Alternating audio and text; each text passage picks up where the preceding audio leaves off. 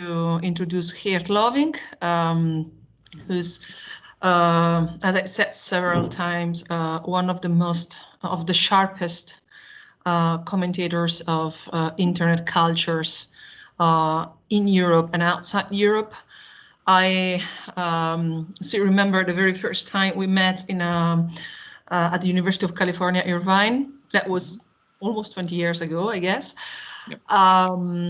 Well, 15, let's say. Geert is the founding director of the Institute of Network Cultures. The Institute has the goal to say explore and feed socio-economical change in the field of new media. One of the most intriguing, some of the most intriguing and cutting-edge conferences Europe-wide have been organized by the Institute of Natural Cultures in the last 10 years. They also have an incredible rich publication activity. The Theory on Demand series, for example, comes out with new titles almost every month, I would say. So I really suggest that you take a look at the Institute website. Geert himself is a theorist, he is an activist, and above all, he's an academic. Since he has been a professor of media theory at the European School and associate professor of new media at the University of Amsterdam, and he holds a PhD from the University of Melbourne. So I'm very happy that the ECHO Center has organized this rendezvous with Geert, who is also quite close to Bologna. Mm-hmm. And I'm very curious to know about the latest development, Geert. Thank you so much for the invitation. I would have come to Bologna now almost twice, and we're going to at least, you know, organize a third attempt for me to come. But why wait and not do it like this? This may sound, you know, very familiar, but we as an Internet Center, we are not very great fans of Zoom and Teams, so we prefer the offline gathering to conspire, to exchange, and we put a lot of effort in it to come together, you know, in real space, because this is really how we believe that we can organize the critique and the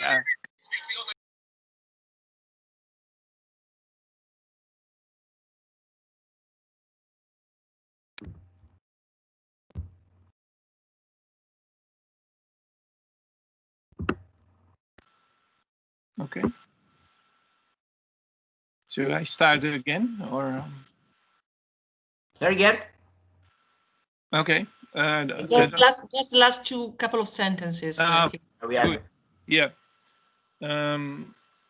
So it's for us very important to come together in the real life, also to further develop the and the critical approaches. So not because we are necessarily nostalgic, but we think that you know, it's really important for our type of work. Okay. What I'm going to do here today is I'm going to present a few different things that are going on. I will read a part, and I will also then have a lot of time for you to discuss. So I hope that we can that we can, unmute everybody, as many as possible, so that we can really talk. Of course, in the meanwhile, you can also chat, and we can see if we can do something with the questions in the chat. But yeah, I prefer, to talk to you, at least, face to face with the voice. But okay, let's see how it goes, because we are with quite a group. But at least this medium pretends, or at least in the past pretended to be interactive.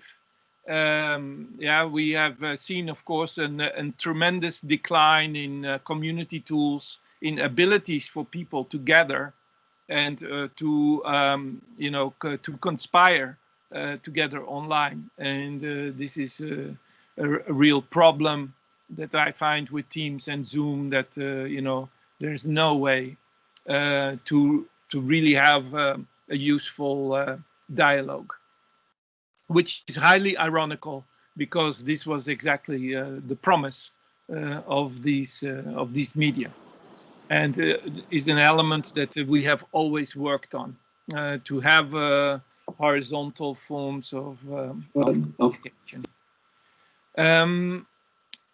My latest essay, which you can find, on Eurozine, which I hope you had a look at, is called "The Anatomy of Zoom Fatigue."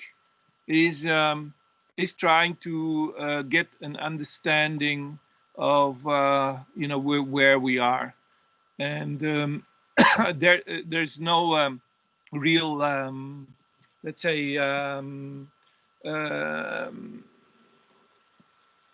critique of the decline of interaction in it. For the time being, because we are all online, we are more and more focusing more on the senses, on, for instance, on the eyes. They're playing a very crucial role in this whole story. And not even, let's say, the chat function or the interaction that I previously mentioned. That's probably kind of more like a second layer of critique. The first critique of this environment is just about, how can you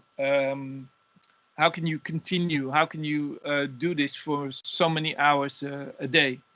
And that is then for me connected to the previous work that I've been doing over the last couple of years, in which I've been trying to understand how Silicon Valley is orchestrating our senses, our emotions, our affects, and is tweaking them, nudging them, and is exhausting them by and large, up to the point of collapse. And this is a kind of what my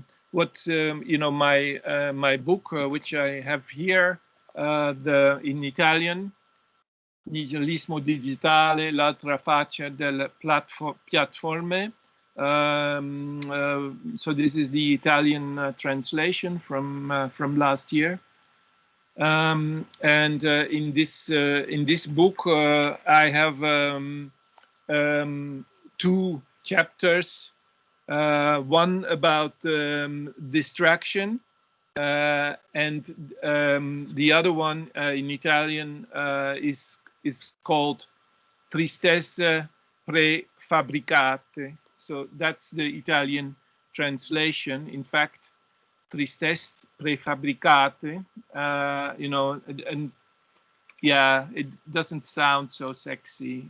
I was, of course, pushing to have that as a title of the book, because that's precisely what I'm trying to talk about.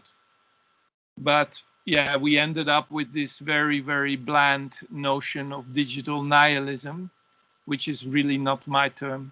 But anyway, so maybe this is selling. I hope it sells.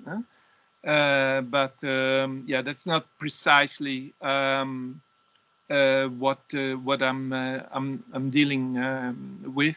The online, the subtitle of the English version, which I have here, is on platform nihilism. And I think that's much more precise. I tend not to use the word digital. I don't like it. It still suggests that it's something new, and that's there. Is there let's say a division between analog and digital? I've never heard of that. I mean, that's really long time ago. So the word digital is really becoming completely meaningless, and especially the German notion of digitization.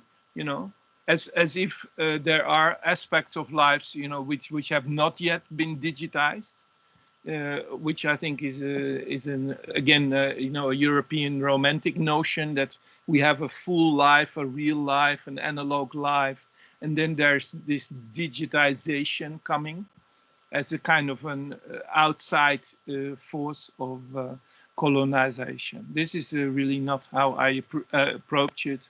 All lives in Italy, all lives in Germany, in the Netherlands, in Europe, is already digital, right? If only we could trace, certain aspects of life which are not. So this is already completely impossible. In that sense, the process of digitization has completely been finished already, and we're really already in a second, if not a third stage of that process.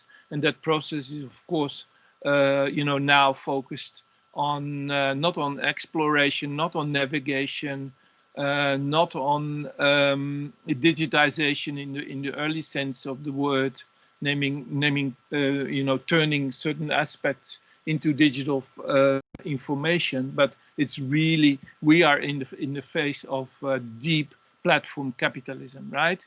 I mean, this is where we are, and in this phase we are talking about modes of extraction, and we're also talking about, let's say, internal struggles on these platforms. The struggles of the Amazon workers, the struggles of the people who are exposed to the economic logics of Uber, Airbnb, and so on, right?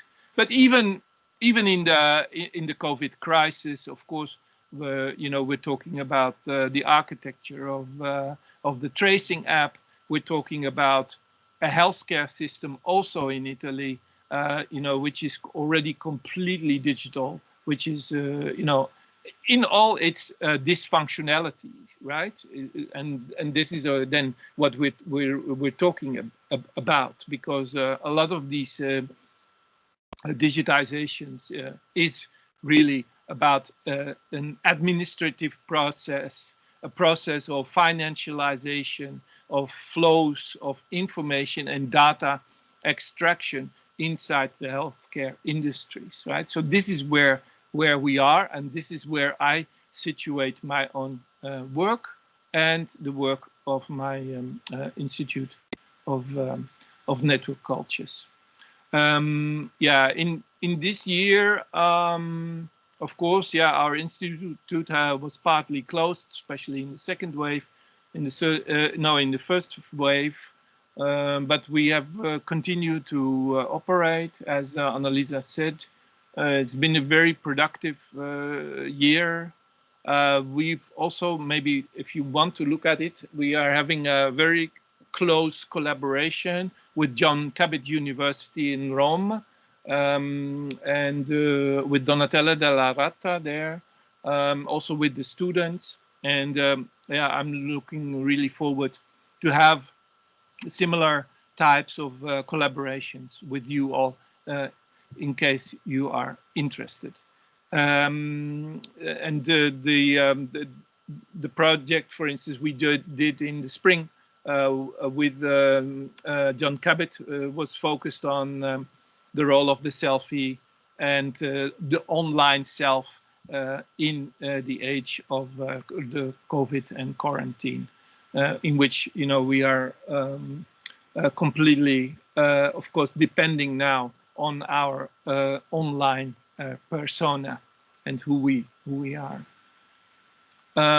Also in the summer, because yes, this is also the year not just of let's say Extinction Rebellion and Yellow Vest protests, at least in the beginning of the year, but it's also, of course, the year of Black Lives Matter. And I've been there focusing on what is now called call-out culture or cancel culture. And I wrote an essay about it, and with my new team that has just started in the last month, all the others who worked at the INC have gotten better jobs, so it's very, very good for them. And I was in the fortunate position to work with 3 young people. So we are focusing now really on cancel culture and call-out culture, which I think is a really, really important element of today's network culture. So if you wanna read that, this is also on this website run out of Vienna called eurozine.com. Okay. I want to say a little bit more maybe about the structure of the books that I write. I mean, my books are most of all documentary in nature. Yeah, I document what we are doing here at the Institute, and in between the stuff we're doing here, I'm making notes and I'm doing my own writing, right? So so it's very much related to the events, to the research, to the debates and the networks that we are building. In the last, let's say, couple of years, of course, as you remember, it's been very, very much defined by the responses to Brexit and Trump, and the rise of alt-right and right-wing populist movements across the globe. And of course, related to that is a complete overhaul of internet governance, away, let's say, from the naive ideas of globalization and the global infrastructure or the global net or the planetary computation, as Benjamin Brereton called it in his book, The Stack, towards a realpolitik, which is very, very much antagonistic, to say the least, but it's very, very much focused on building of defined, let's say, region spaces of influence. This is the age of geopolitics, and the internet, especially its advocates and the ideologues, are completely living in denial and still. So is behind. It was always the other way around. The internet was ahead of the world. Now we see that the world is moving very, very fast towards these really great, let's say, 3 blocks: the United States, Europe, and of course China. Right, and so the conflicts when it comes to technological or governance are really completely defined by this new situation. In the book, I have a I write about it begins with the question of the social, the society of the social, as I call it. I know that's it kind of sounds strange, but yeah, the social, and especially in Italian language, it means a lot to you. Unfortunately, in other cultures and languages, the social is a very, very cold and almost administrative process. But in Italy, the social at least means something. Whether it has some substance, okay, we can discuss. But you know, at least you have some emotions with that term. Many other people no longer have that because they cannot imagine that there is something like the social, right? The neoliberal imagination has taken over to such an extent that you know, what is social? Yeah, what is social? That's you know, what Facebook defines. You know, Facebook is my social. They define my social network, right? They are the social network.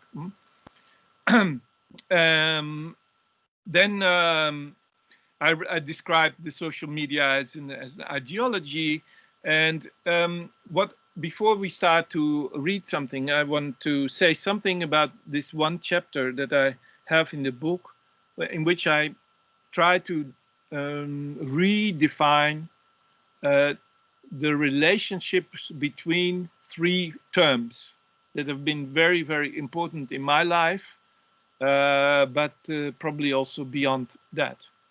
And this is, of course, the term media, and then network, and then platform, right? And also in my biography, let's say, I have sort of from from the question of media, alternative media, radio, pirate television, computer networks, and so on and so on. And of course, my biography is also related to or associated with this term tactical media, which was a notion from the 1990s, to bring together you know, different fields, from you know, graffiti on the streets and making T-shirts, or books, pamphlets, posters, to you know, pirate radio, and so on, right? Including the digital, of course, already then. So that is the age of the media. And then, of course, from the 90s, we start to work on the networks. We try to build networks ourselves. There's also a technical definition, of course, of networks, and the history of that. And then I would say about 10 years ago, we saw an unprecedented form of let's say, concentration of money, power, and infrastructure in hands of very, very few. And this is kind of really surprising. And this is kind of the, yeah, if you want, the big turning point of internet culture, when, you know, we at least proclaimed or defended and built ideas around you know, decentralized networks, and what we found ourselves on are precisely centralized, very large platforms in the hands of very few monopolies. Yeah, and so my work is in part also struggling with this very question, like, how did that happen, and how do we find ourselves there? In this book, I then focus after that on the selfie and selfie design. Again, I said, you know, we're developing that together with our friends in Rome. Also on the mask, which is, of course, now a little bit weird, because, yeah, if you read that chapter, the aesthetics of the faceless, about the mask, yeah, that's under COVID, of course, that's a really strange thing, because now everybody has to wear masks, and finally on December 1st, that's 2 days ago, the wearing of masks became obligatory here in the Netherlands in all spaces and all situations. So the Dutch have resisted heavily for a good 8-9 months, but yeah, that's it. So everybody here now has to wear masks, which is kind of ironic because remember we started the year fights in California, for instance, over facial recognition software, right? And so this is a real kind of ironical turn. Then there's a chapter, of course, on memes, and our focus on memes, has been ongoing. Meme, what we call critical meme research. The Italian collective Cluster Duck, we're close to them, and we're doing this type of research. Also in the next year, the next INC reader, which you can order for free and was used in education, which comes out in June 21, will be about critical meme research. So I'm very happy that we are continuing that. Let's say a little bit. It's an attempt redefine meme research after alt-right and the era of Trump, let's say, because yeah, especially in 17 and 18, we were very, very much focused on, let's say, the regressive, populistic, very immature kind of male geek aesthetic of the meme. But in the last couple of years, we've seen a lot of progress going in different directions. And again, Italian activists are also playing a very important role in that development. And there we can make a direct link to the work of Umberto Eco, and I'm very happy that we are speaking, in this context, because there's a big need for let's say a semiotics of these images. So we believe that there will be a lot happening, because we are moving, especially for young people, for new generations. We are moving in a world which is by and large post-literal, or at least, let's say, multimedia in the 90s sense. I know this word is a little bit odd, but of course we're talking here about the integration also of the moving image. Think of Snapchat and TikTok, and we see that the kind of the static image of the meme is now also let's say being further democratized by the use of the moving image. Okay. Okay, I want to now go to the next part, and I will read a little bit from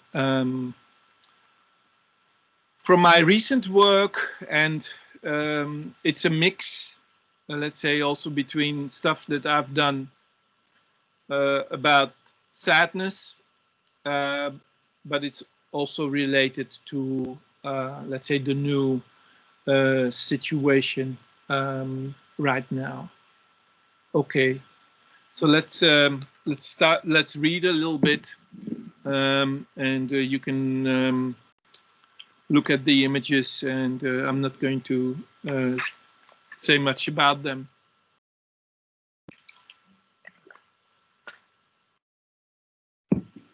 There we go.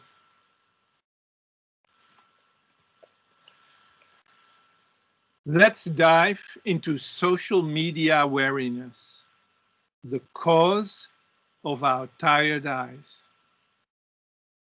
What are the techniques of resignation that we are exposed to? the blissful ignorance after browsing an entire ecosystem of narratives is not surprising. Culture is a pendulum, and the pendulum is swaying. The organized optimism, hard-coded in online advertisements and other forms of algorithmic advice, turned out to be merely producing anxiety. As Caroline Coles Richard stated, what can't be cured must be endured. The suffering, sorrow, and misery is getting tagged and filtered by our own self-censorship. We've been captured and feel frozen. What we receive is the anger and anxiety of the online other. The growing imbalance in the distribution of digital enchantment is neither causing a revolution or revolt, nor does it fade out. Welcome to the great stagnation. We, the online billions, are stuck on the platform. Once we're locked in, the path to infinity has been blocked. Instead, we're caught in a Truman Show-like repetition of the perpetual now, toiling around in the micro mess of online others that try to do their best, masking their failures and despair like everyone else. Franco Berardi observes the mental state of today's students. I quote, "I see them from my window," he writes, "lonely, watching the screens of their smartphones, nervously rushing to classes, sadly going back to the expensive rooms that their families are renting for them. I feel their gloom. I feel the aggressiveness latent in their depression." End of quote. In the social media era, the Oblomov position is no longer an option. In particular, for those that cannot economically afford to get stuck in the abyss. We experience the sadness of online existentialism minus the absurdity. If only interpassivity was ever implemented in code instead of being yet another Austrian idea, we would indulge in a permanent state of indolent apathy. Instead, there's nothing passive about the human-machine interactions. Being unsocial, the Zen status of detachment, is an ontological impossibility.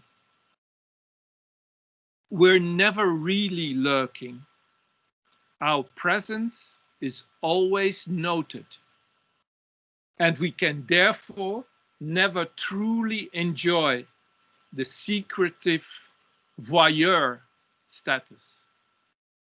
Interaction is our tragic existence.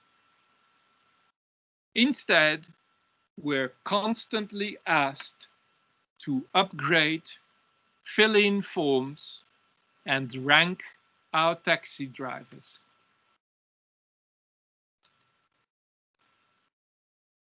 In his 10 arguments for deleting your social media accounts right now, the Californian guru Jaron Lanier asks, I quote, "Why do so many famous tweets end with the word sad?" He associates the word with a lack of real connection. I quote, "Why must people accept manipulation by a third party as the price of connection?" According to Lanier, sadness appears in response to, I quote, "unreasonable standards for beauty or social status or vulnerability to trolls." Google and Facebook know how to utilize negative emotions more readily, leading to the new system-wide goal: find personalized ways to make you feel bad. There's no single way to make everybody unhappy. Compared to others, your ranking is low, and this makes you sad. Even technological sadness is a style, albeit a cold one. The sorrow, no matter how short, is real. This is what happens when we can no longer distinguish between telephone and society. If we can't freely exchange or change our profile and feel too weak to delete the app, we're condemned to feverishly check for updates during the brief in-between moments of our busy lives. In a split second, during the brief in-between moments, the real-time machine has teleported us out of our current situation and onto another playing field, filled with mini reports we quickly have to investigate. Omnipresent social media places a claim on our elapsed time, our fractured lives. We're all sad in our very own way. And there are no lulls or quiet moments anymore. The result is fatigue, depletion, and a loss of energy. We are becoming obsessed with waiting. How long have you been forgotten by your loved ones? Time, meticulously measured on every app, tells us right to your face. Chronos hurts. Should I post something to attract attention and show that I'm still there? Nobody likes me anymore. As the random messages keep relentlessly piling in, there's no way to hold them, to take a moment and think it all through. Delacroix once declared that every day which is not noted is like a day that does not exist. Diary writing used to fulfill that task. Elements of early blog culture tried to update the diary form for the online realm, but that moment has now passed. Unlike the blog entries of the Web 2.0 era, social media have surpassed the summary state of the diary in a desperate attempt to keep up with the real-time regime. Instagram stories, for example, bring back the nostalgia of an unfolding and then disappear at the end of the day like a revenge act, a satire of sentiments gone by. Storage will make the pain permanent. Better forget about it and move on. In the online context, sadness appears as a short moment of indecisiveness, a flash that opens up the possibility of a reflection. So I'm describing here sadness as something that hovers and then kind of is on the edge, but not quite going on the edge, right? So it's kind of just a moment before a collapse or a near collapse, something like that.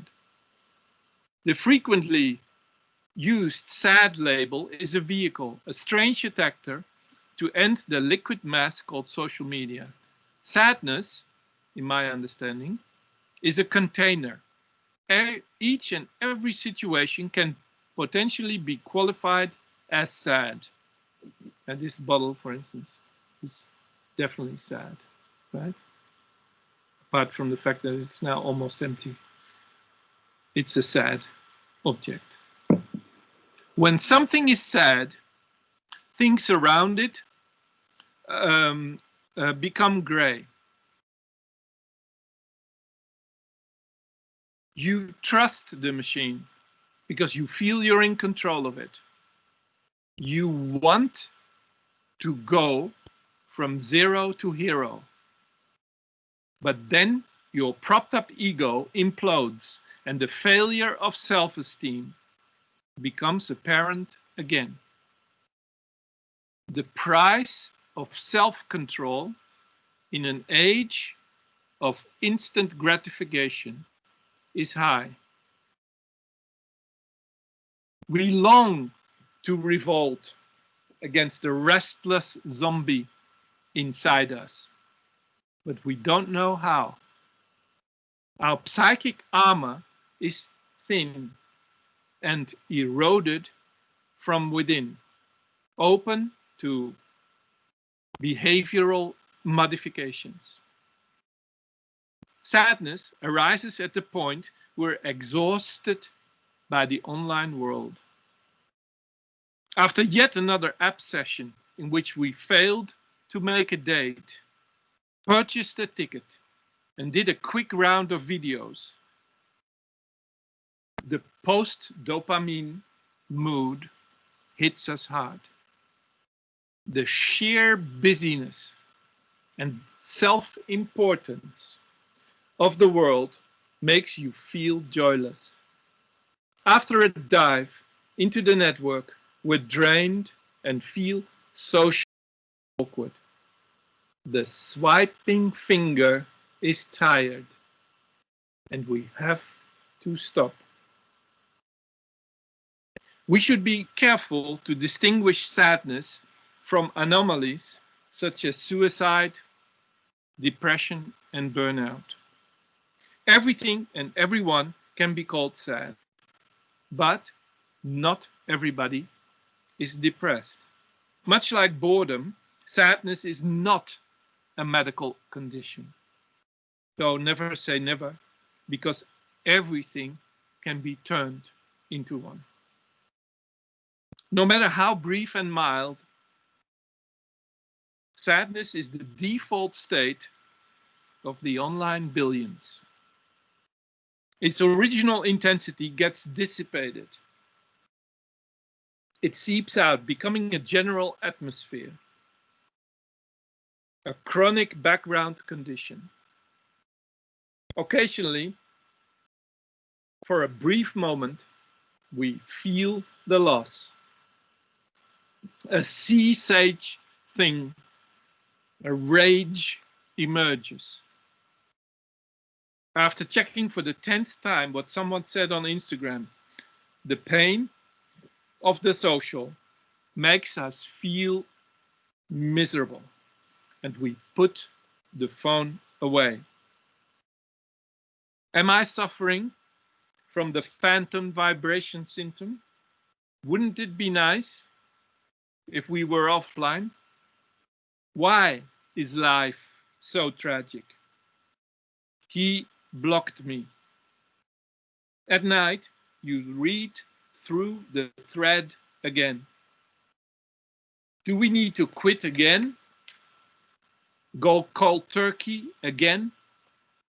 Others are supposed to move us, to arouse us, and yet we don't feel anything anymore.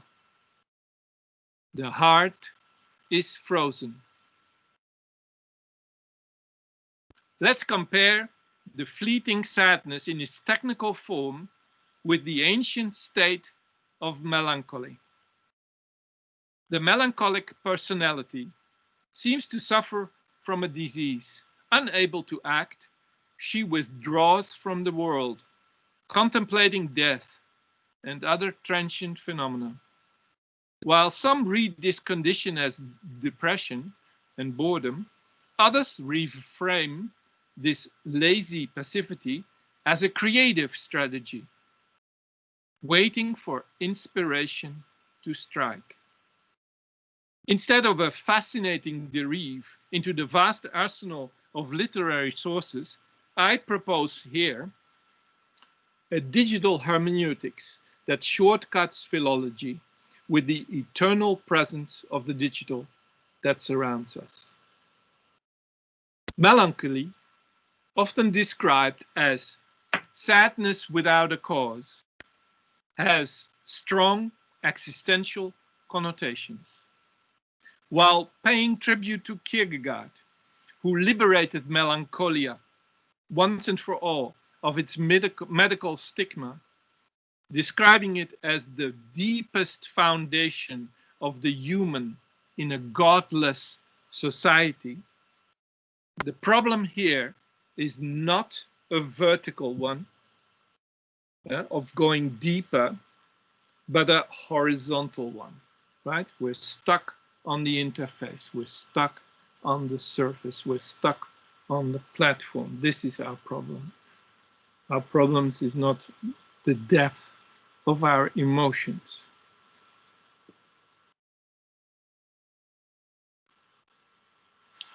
The democratization of sadness happens through its thin spread across our plateau. Homeopathic doses, flatly distributed via technical means. Melancholy is a thing of the past because there is simply no more time to indulge in a wistful state. One could, of course, defend that techno-sadness still bears the possibility of melancholy. The implosion of the factor time has all but sabotaged the possibility to seriously drift off. Real-time machines constantly draw us back online, capturing our attention, and do not allow extensive mourning. Strangely, melancholy requires concentration and focus, right? So we have to reinterpret that in retrospect. So melancholy requires concentration and focus because of its duration. Distraction, on the other hand, is all over the place, and sadness is microdosed. The metric of today's symptoms would be time, or attention, as it is called in the trade. While for the archaic melancholic, the past never passes, techno-sadness is caught in the perpetual now. Focused forward, we bet on acceleration and never mourn a lost object. The primary identification is here, in our hands. Here it is. Everything is evident on the screen, right in your face. While confronted with the rich historical sources that dealt with melancholia, the contrast with our present condition becomes immediately apparent. Whereas melancholia in the past was defined by separation from others, reduced contacts, and reflection on oneself. Today's tristesse plays itself out amidst busy social media interactions. In Sherry Turkle's phrase, we are alone together as part of the crowd, a form of loneliness that is particularly cruel, frantic, and tiring. What we see today are systems that constantly disrupt the timeless aspect of melancholy. There's no contemplation or Weltschmerz. Social reality does not allow us to retrieve. Even in our deepest state of solitude, we're still surrounded by online others that babble on and on, demanding our attention. But distraction does not just take us away from the world. This is the old, if still prevalent, way of framing the fatal attraction of smartphones. No, distraction does not pull us away, but instead draws us back into the social. Social reality, as I have defined it here, which is a variation, let's say, of virtual reality, or something like that. So social reality is the magic realm where we belong. That's where the tribes gather, and that's the place to be, on top of the world. Social relations in real life have lost their supremacy. The idea of going back to the reality of the place formerly known as real life is daunting indeed. Now I'm coming to my concluding paragraph, and then we can discuss. How can we redesign the social in such a way that it will become impossible, even unthinkable, for trolls and bots, algorithms, and so on, to permanently disrupt our thinking and social life? We cannot spend all the time and energy to reinvent the social without taking freedom into account. Not liberty, as defined by the right-wing libertarians, but freedom as defined by Hannah Arendt and Isa Berlin. This is not just freedom from addictive and manipulative software. Can we rethink bots and algorithms, for example, in a way that they become pets or toys, that they become tools again? And this is the biggest problem of the platform. The platform has taken us away from the tools, and in fact present very, very few tools in comparison to the tools we had even 10 or 20 years ago. So the reduction of the tools is a really, really important problem we have to face. Can we rethink bots, algorithm in such a way that they become pets and toys, tools again, that can work for us, instead of invisible, oppressive systems that try to deceive and educate us? And this is the whole problem with artificial intelligence. I don't want to be educated. I don't want to be even aided, you know. Why?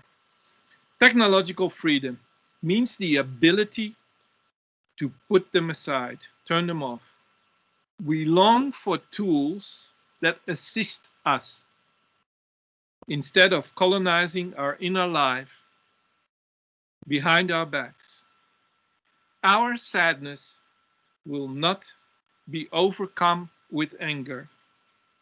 We need to reinvent the social in a radical manner, here, right now, in Amsterdam, Bologna, Europe, everywhere. Thank you very much.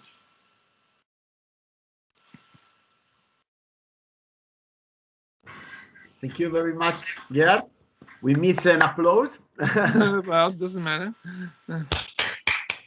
We can do it like that.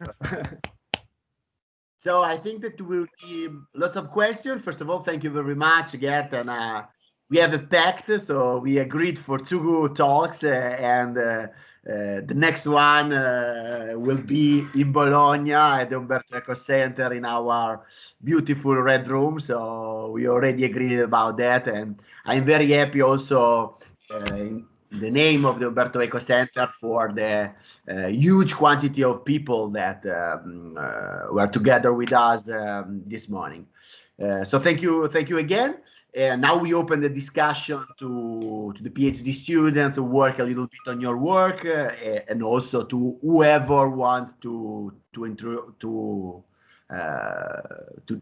say something and talk to you and ask a question and all that. So just click on the small hand or write in the chat that you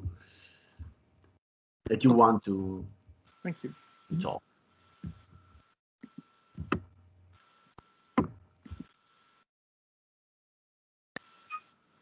Yep. Awesome. Okay. Thank you. Maybe. For instance, there is a hand, I think. Yep. Okay. Go ahead. Mm-hmm. Yeah. So you can just open the mic.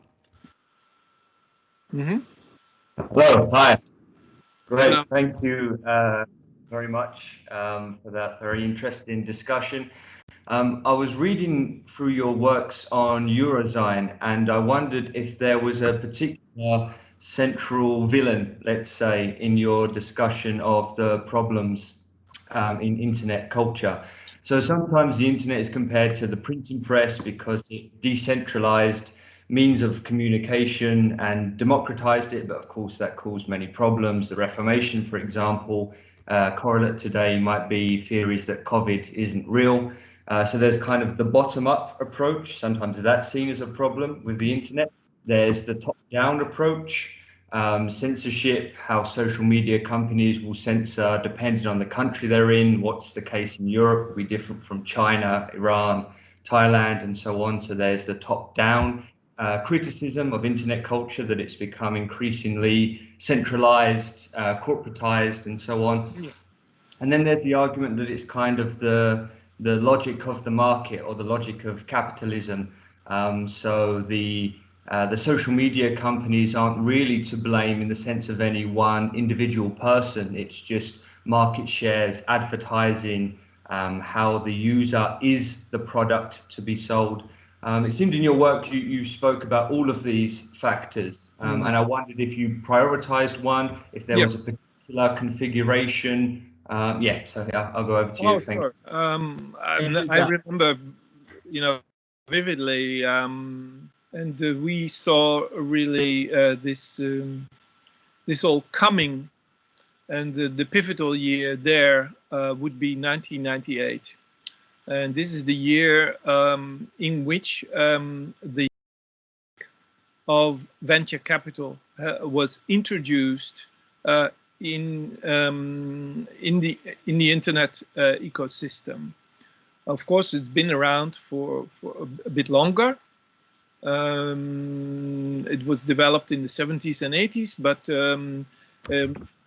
yeah, it was sometimes applied to, let's say, the pharmaceutical industry, the military defense, but the logic of venture capital really took over in this initial stage of dot-com mania, as it is was called. And this is a brief period between 98 and around 2000. So it lasted not very long. And then, of course, ended up in the first internet recession.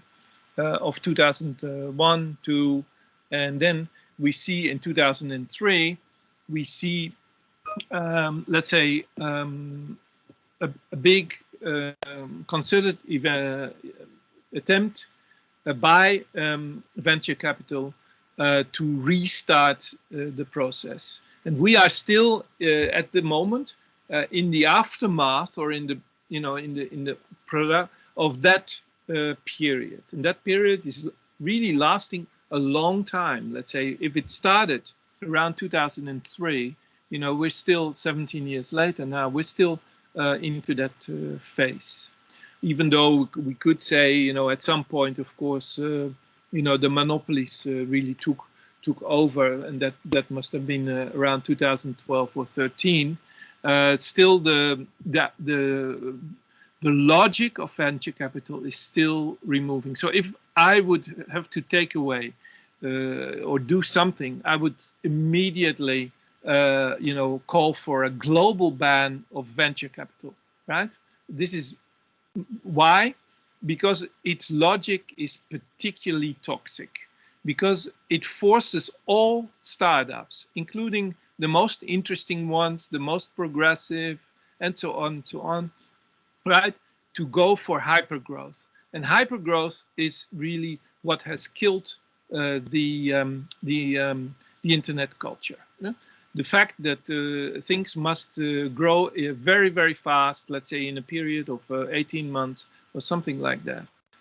And this has led, let's say, also from from the stage of networking, in which networks, have a certain, let's say, time in which they can grow, right? Of course, there is a phase in which networks also reach a critical mass, and maybe you've been on networks and then you've experienced that yourself, right?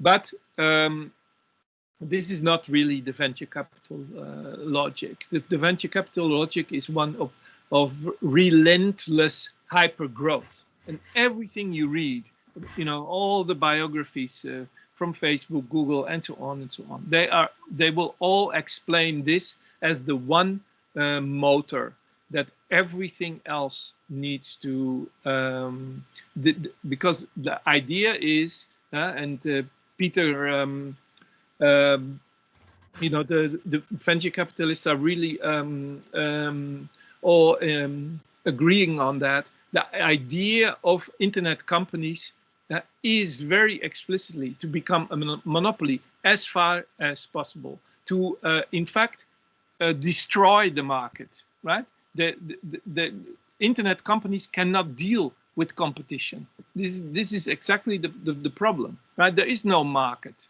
There cannot be a market because they want to be the market. If you want to be a platform, you invite, so to say, others onto your platform and create a market, right, within your confined space.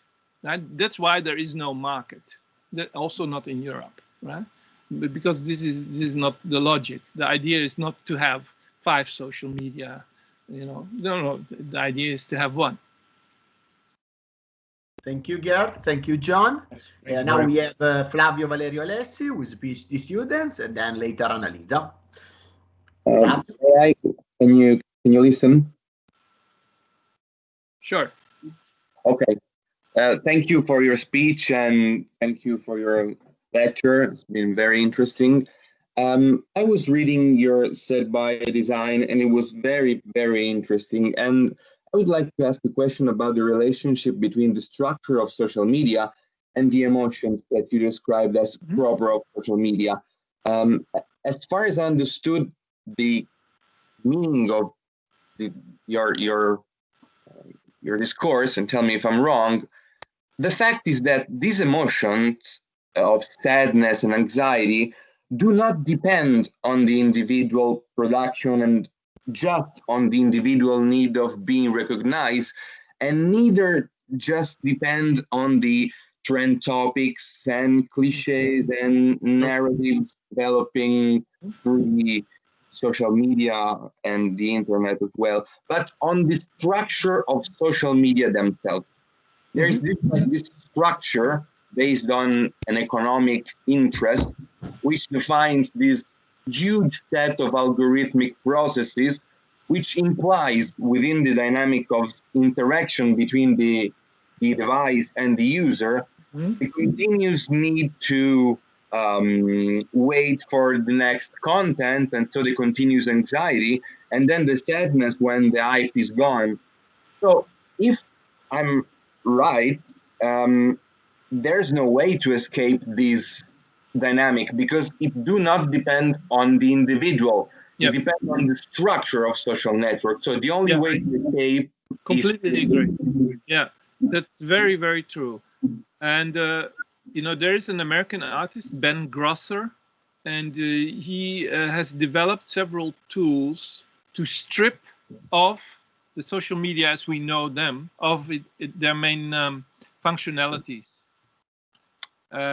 You can then kind of, you know, just to give you an idea of this, for instance, Facebook interface or filter that he then puts over it, for instance, eliminates all references to time. It eliminates all likes. Yeah, and so you kind of can see a stripped off version of social media, and this leads to very, very interesting you know, ideas like why are they there? Why should I know that somebody posted something, you know, 3 minutes ago, and yeah, and so on, right? Yeah. And so you're completely right. But yeah, and then if maybe you know, some of you will remember, let's say, the forum software that was used in the 1980s and 90s, which has a completely different you know, layer, which is, for instance, much more community focused. It's much more let's say topic or issue related focus, right? It is a social network. It is very social. That's not a problem. But for instance, you know, it is not what we call profile centric, right? So in my understanding, for instance, one of the first things we need to do if we need to redesign social media, we need to get rid of the profile, but because the profile in the end is the real source of you know, identification. If we take away the profile, Google and Facebook cannot really gather any more the data that they can now. It's the end of, for instance, of personalized advertisement and so on, right? So, so these are the kind of structures, yes, that you are talking about. But what I'm saying here is we can easily do something about it. Thank you very much. Now we have Annalisa. I also ask other people that want to ask questions to Geert to just click on the end or write in our chat that they want to talk. Annalisa? Yes, thank you, Claudio. So, Geert, I would like to bring in a discussion that we have already had about the social, which you address in your talk. You know that also from my book that you published, that I have a definition of the social which is not essentialist. So let me give a bit of a background of this discussion for the others. So I personally adopt a definition of the social as a non-essentialist something. So social is not an essence, is not a characteristic of some relations that they are completely different from other relations. So it's not that we have an economic sphere, educational sphere, or a social sphere. So I adopt more of a, let's say, a definition of the social as the passage from one aggregate to another aggregate. So it's basically, we have the social when there is modification, when there is change, when there are dynamics. So elements from one aggregate move to another aggregate. And I was wondering if you can elaborate a bit what you said before about the social. So how do you understand the social? Do you see that as an essence, or do you see that as a movement? Yeah.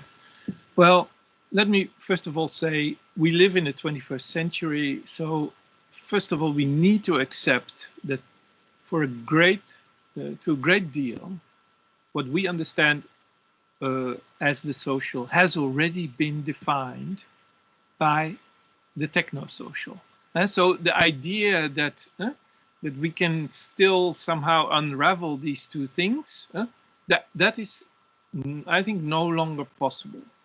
So the idea that kind of we can liberate ourselves from these technologies and can return to a real kind of form of social community in the village, square, or something like that, right? No, this is really not possible in my understanding, nor is it really very much a desire. So we have to accept, for instance, that the online others are not necessarily directly within our physical range. They can be, they can live in Thailand, they can be anywhere, right? And that is in itself is not an indication of, let's say, poverty.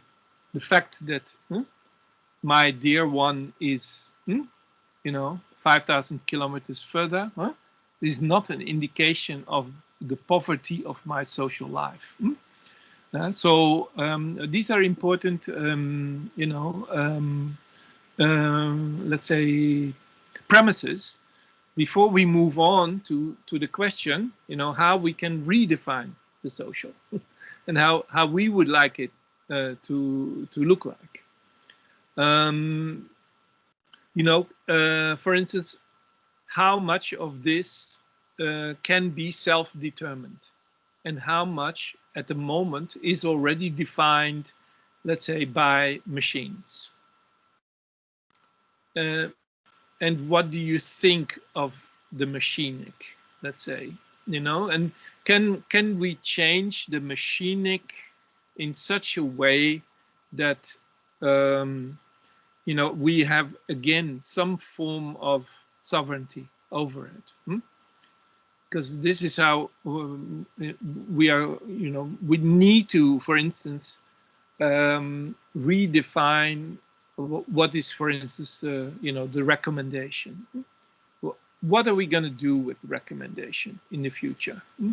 Is this really something that we always want to be, followed by, disturbed by, that is always there? I look now at you, but maybe, maybe there's an even better Annalisa, another, an even other video, an even nicer book that I can purchase, and so on, right? This is the recommendation logic. Yeah. And I would say the social can really be redefined, if we at least can get rid of this kind of noise. This noise that at the moment surrounds us. Thank you very much. We have Paolo Martinelli now. Thank you very much, Professor Lovink.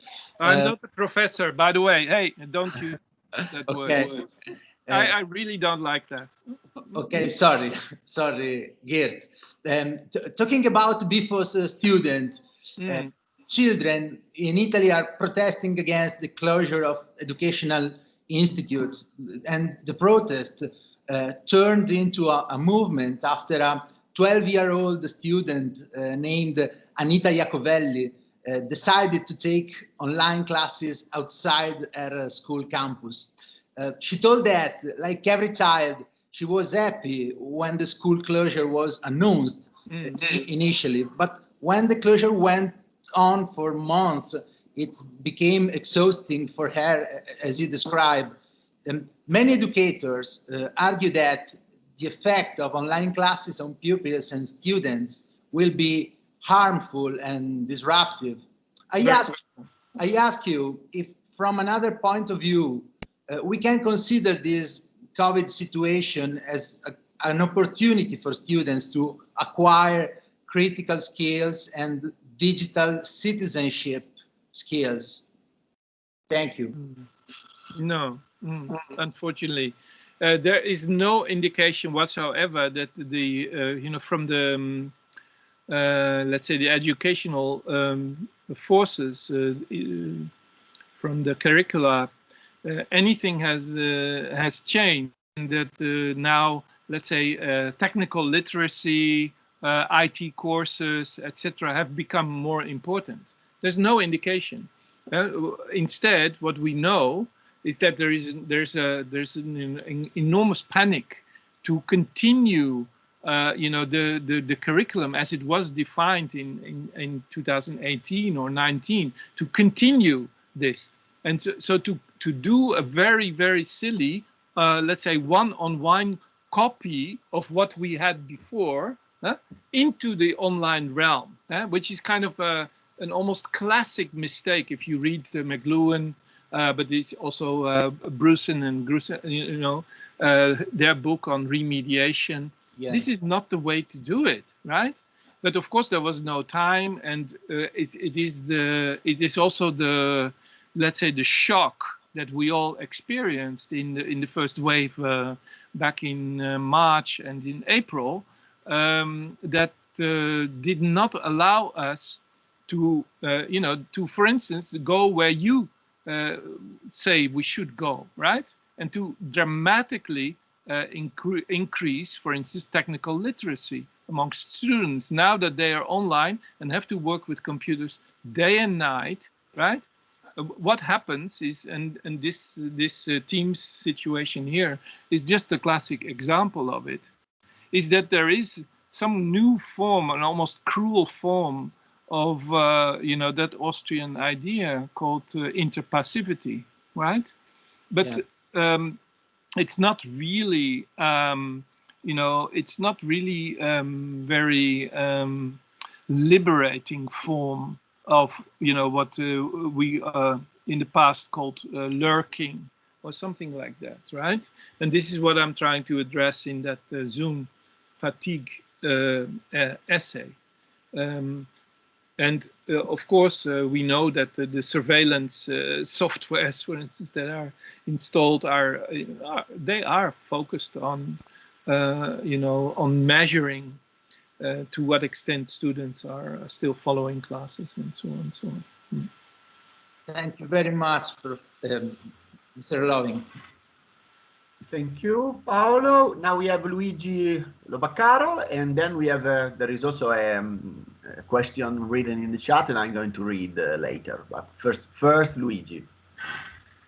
Good morning, Mr. Lovink, and thank you for your talk. I found it very interesting. Hello. I would like to ask you, what do you think about the relationship between lockdown, social media, smart working, and mental health? It would appear, according to several studies, that the coronavirus situation has led to a considerable increase in psychological diseases. Do you think that this increase in mental health cases is even related to the increased stress and sadness from internet and social media? Or, on the other hand, do you think that the internet could represent a precious tool to protect mental health? Could it provide a form, even if surrogated and problematic, as you said, of sociality, sharing and connection with the outside world? Geert, I would add also, I would read you the question in the chat because it's connected to the one that you just had from Luigi Lobacaro, and it's from Mario Birabile, who is asking you, thank you for this very interesting lecture. Could you please elaborate something related to the anxiety? Sorry. Yep. Okay. Let me the anxiety created by having to stay connected all the time and work remotely, when possible due to the pandemic context, could co-working and other shared workspaces improve our health and social condition, even generating new relations? Okay. Well, let me first say, the sadness is only one response, and as I said, it's a homeopathic one, and it's a very brief moment. It's a moment when the exhaustion kind of becomes apparent, when something no longer works or something like that, right? But obviously there is a whole range of other ways of dealing of emotions, of emotional states or affects, as it is called in the academic world, and they all need our urgent attention. What I can say is I have written about sadness in part because I thought that after, let's say, the 2016 breakdowns and changes, the attention of the official world, including especially politicians, but also news media and others, have been exclusively on news and fake news, right? And the anger that fake news, etc., is related to. So a lot of the, let's say, academic research has been focused on what we can call male anger, right? Or in whatever way, right? Think of Jordan Peterson, or there's of course a lot related to that, but this kind of anger, right? Because this kind of anger, online anger, is posing an immediate threat, let's say, to the political class and also to the social media itself, right? That's why we do not really often hear about, let's say, for instance, loneliness. I'm doing a big study at the moment about loneliness, and this is what is being said to answer your question. That the number one problem in the COVID times is not so much anger or sadness, for that matter, but a widespread loneliness, especially amongst young people and old people. So, and to answer the other question, can other forms of collaboration, help us out? Well, I can only hope so. And I in some cases, in the Zoom environment, we have breakout sessions, and we kind of work together, let's say, on smaller topics, and we can discuss with 4 or 5 people in the chat. But yeah, if I compare that to the really superior tools that exist online to work together, this is all very, very poor, because the internet offers an enormous amount of, we have 20, 30 years of working together collaboratively, and I've had amazing experiences with that. So the internet has a lot more to offer. Again, and it's the confinement, let's say, of a space like this, like to Teams or Zoom, etc., that limit us. It is not the internet as such. Thank you. Thank you. Now we have Costanza Rosa. Please, Costanza. Yeah, hi everybody, and I would like firstly to thank Mr. Lovink for citing ClusterDuck, because it's a collective that I know and that I love so much, so thank you. And I also wanted to go again on the topic of students and the Bifo quote, because I think that there was in that quote some shade of violence going on, that depression. And I'm really interested in that shadow of violence, in that layer of violence, because I want it to explode, you know. Yeah. And I hope it will explode. And I hope that these young guys, which are experiencing such a tough situation, such a violent itself situation on them, will maybe try ways also within, of course, the public space, but also within internet, and a new kind of internet. And I'm also interested in these instruments that you were talking right about now. And I hope they will do something with all this and emerge and go out these confinements and find new solutions, new way to gather, and new way to, and also to stop this analog and digital things that we as a generation had, but it's meaningless. You're right. So I hope they will do something with this. Really do something. Thank you.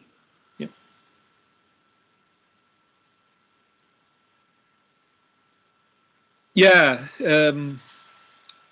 At the moment, the situation is quite dire.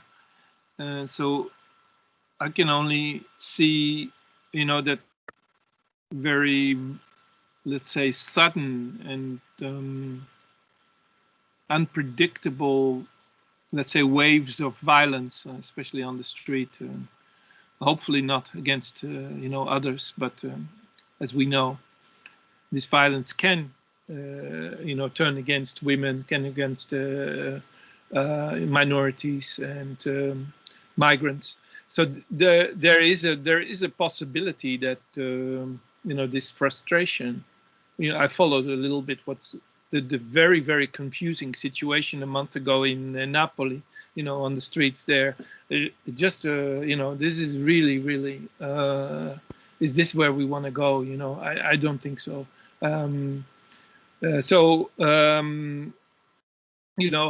many more months can we keep, especially young people, inside and so on, right? So this will create a very unpredictable environment, and what can we do about this? How can we already now prepare ourselves for things to come in the next months or in the next half a year, whatever, right? So this is really the question, and I still believe that we have a responsibility to show people, that there are a lot of tools out there for self-organization, right? And I strongly believe that self-organization is a potential way out of very, very undirected forms of, let's say, frustration that spills over on the street, and that gets then channeled, politicized in directions that we do not really want. Thank you. Marco Giacomatti. Hello. Thank you very much for your talk, Mr. Lovink. My question is rather general, and I already apologize for it. And it seems that what you described as sadness is also caused by this, you quote it a lot as well, this solutionism, the idea that we can use technical solutions to solve social problems and so on. And as a 26-years old, I grew up through these kind of solutions, and I'm wondering when did it start? When did it start to seem like a good idea? Was it ever a good idea to use these solutions to use these technical solutions as a solution to social problems, and not a patch that would inevitably come to this point? Thank you very much. I don't know if it's too general, or it would take too yeah, but I understand your point. I mean, this is kind of what we could coin the the Morozov dilemma, We can criticize techno-solutionism, but can we really make the claim that our solutions will not be technical? I doubt that this is the case, right? And this is probably, you know, the dilemma we're in at the moment.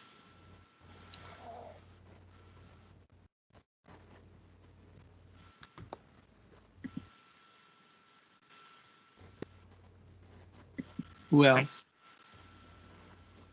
I don't know if there are other questions. We have 20 minutes if you want to use them. Yes, we have Lorenzo. Hello. First of all, thank Simon, you. hello.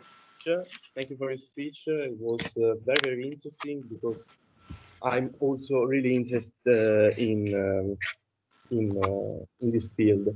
And I don't know your work, and I apologize for it, but I was wondering if you deal also in your work with the problem of cyber pornography, because doing research by myself, I found that cyber pornography is one of the highest rewarding activities in terms of dopamine that you can do on the internet, and has a lot of problems connected with it.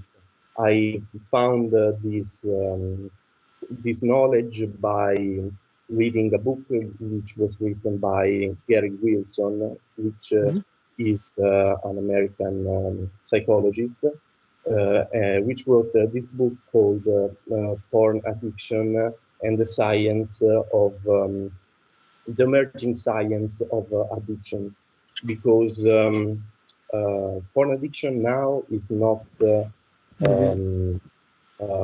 can I say, it is not categorized as a real addiction, but is categorized as I don't know.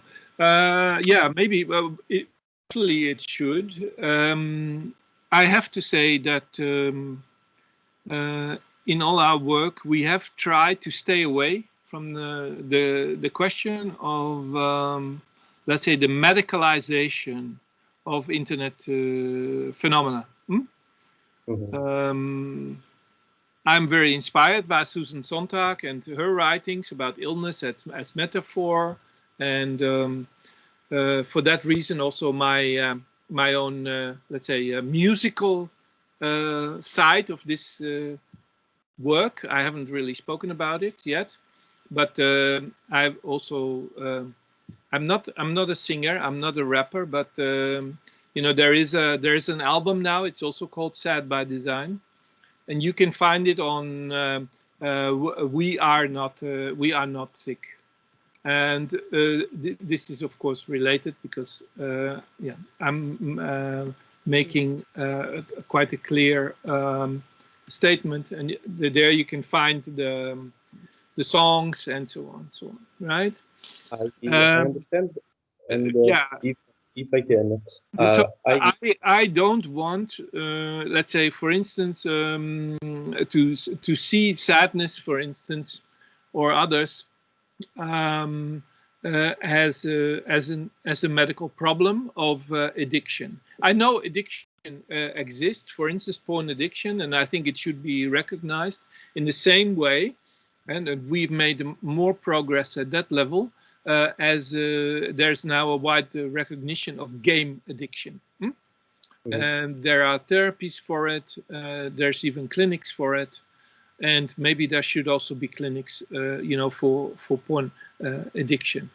But having said that, I'm more interested in wider phenomena, not the, let's say, the 2 or 3% of the people that fall victim to an addiction.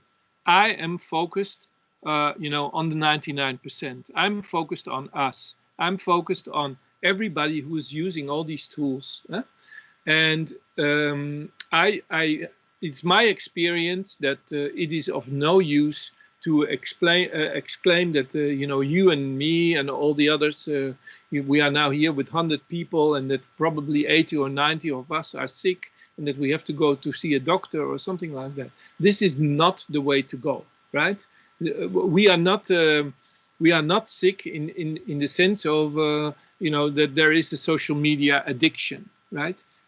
There is no such thing. We are living under the regime of social media, right? And this is the fact. People depend on it. They depend in terms of their work, school, social life, and so on, right? And this is an overall dependency of a vast majority of the population that cannot imagine anymore you know, that they can organize their own life.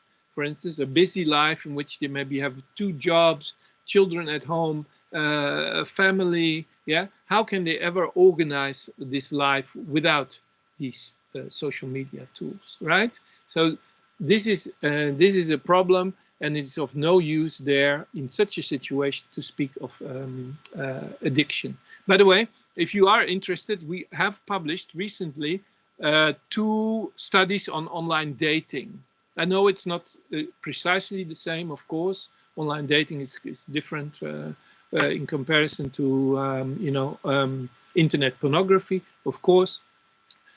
We have published and organized events around you know, online porn studies, but that's unfortunately a while ago, at the very beginning of our center, back in 2006.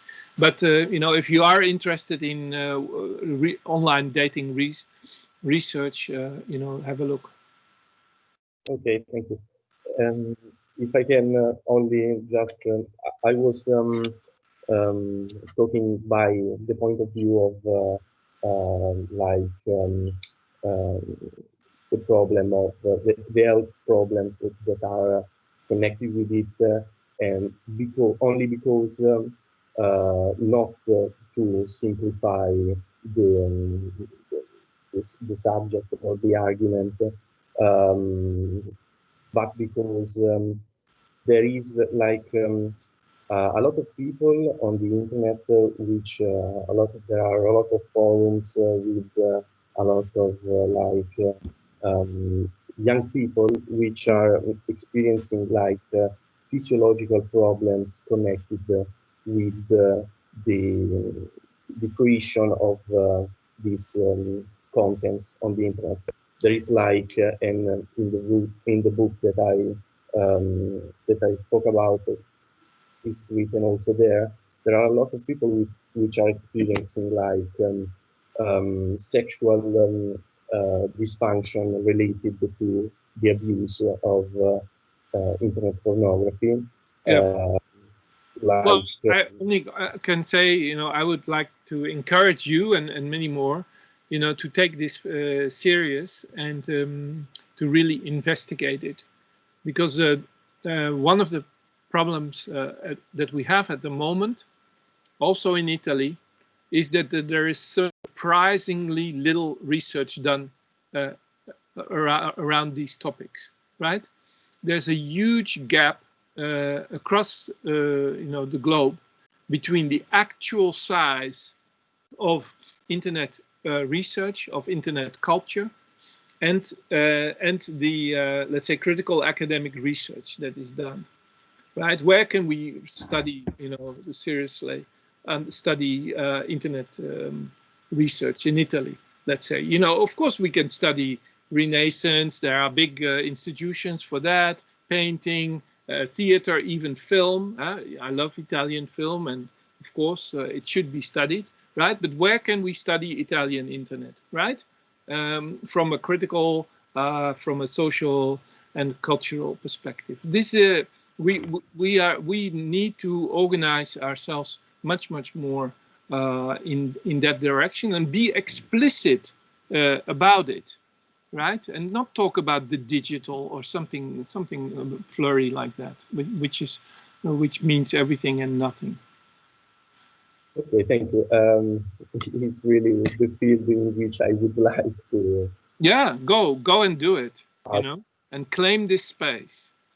Because nobody can say, oh, in Italy, oh, yeah, we've heard of the internet, but in fact, in Italy, nobody's using the internet. Forget it. Huh? You know, that's simply not the case. But we are still in that massive stage of denial. Okay, thank you a lot. Is there another question by Giacomazzi, or is it a mistake that you have your hands? No, I think it's just still raised. Okay. So. Okay, I would like to wrap up now. So,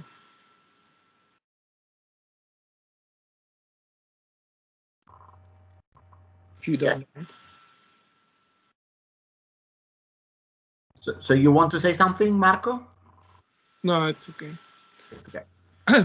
So if there are no other questions, I just want to ask you a small one, because I care a lot about this topic, since I just written a book about pronouns, the connection between pronouns and the self.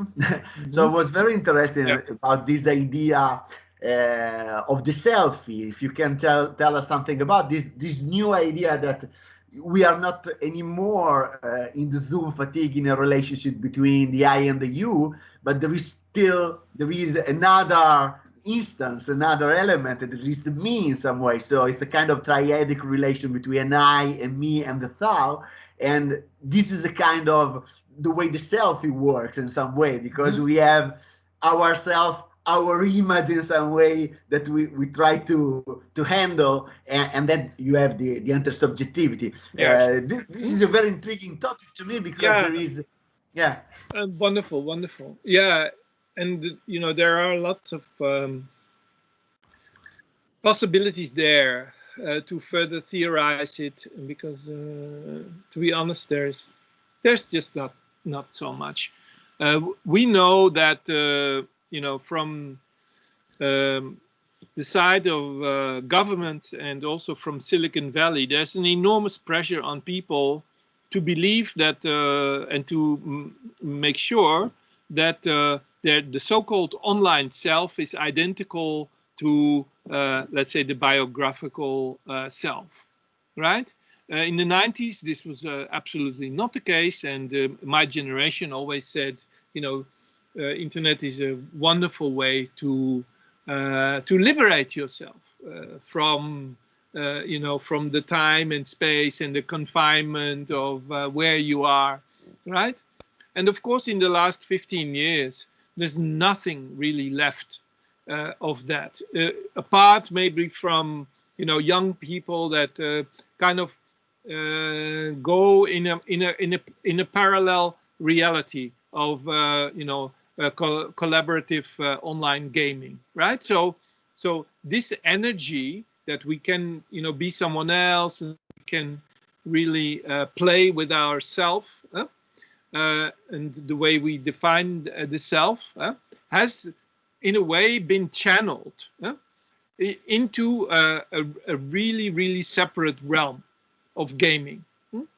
And all the, let's say, classic internet features and platforms have no relationship whatsoever between this game world and the what we could call the official reality, or the social reality, as I define it. And this is where we are at the moment. Yeah, that is creating, you know, at best, some kind of schizophrenic situation, but I don't hear so much about that because I think that the wall between the two is very high. So even the schizophrenic situation would still, you know, have some kind of going back and forth, would still presume some form of relation between the two, between the official world of the self and the playful virtual otherness and multiplicity of the self. And I think you know, we must break down that wall. This is a requirement. But of course, the companies, and also the governments, you know, they will not like that and will resist this heavily.